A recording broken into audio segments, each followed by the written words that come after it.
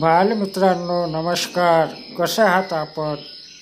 विषय परिसर अभ्यास इयत्ता तिसरी या पाठातील अबब किती प्रकारचे प्राणी आहेत हे पाहणार आहोत.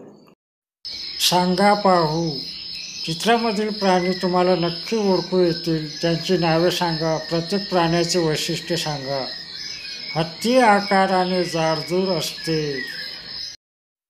हरिण चपळ धावते. हरणाचे पाय बारीक असतात. नाग हा विषारी असतो. हा आहे पोपट. पोपटाचा रंग हिरवा असतो. बघा मुलांनो, ही आहे चिमणी. काही प्राणी आकाशात उडतात. कावळा, चिमणी, घार, गरुड, पोपट, कबूतर.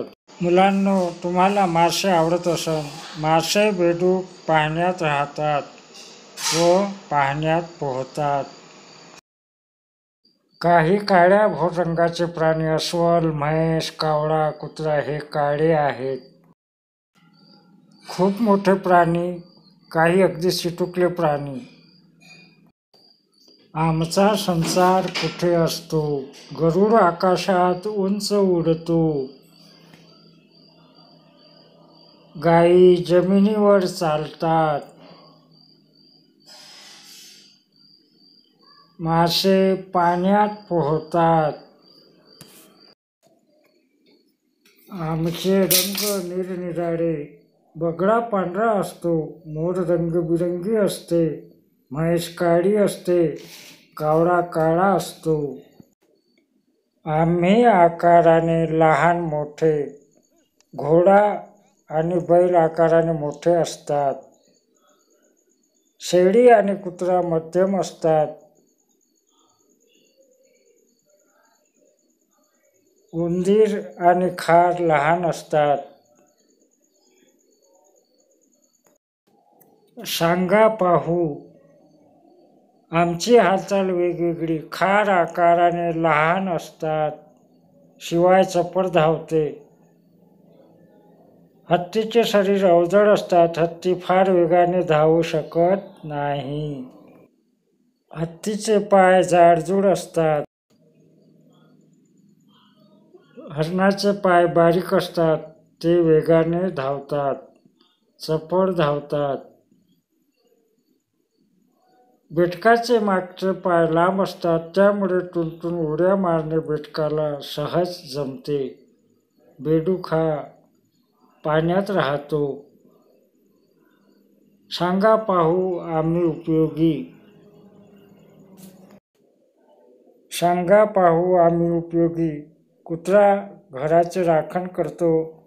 गायी दूध देतात. बैल शेतीच्या कामात मदत करतात. गाडीला जुंपले तर बैल ओझेही वाहतात. आम्ही घरघुसे. काही प्राणी मात्र नको असले तरी घरात घुसतात. उंदीर आणि घुशी साठवणीतले धान्य फस्त करतात.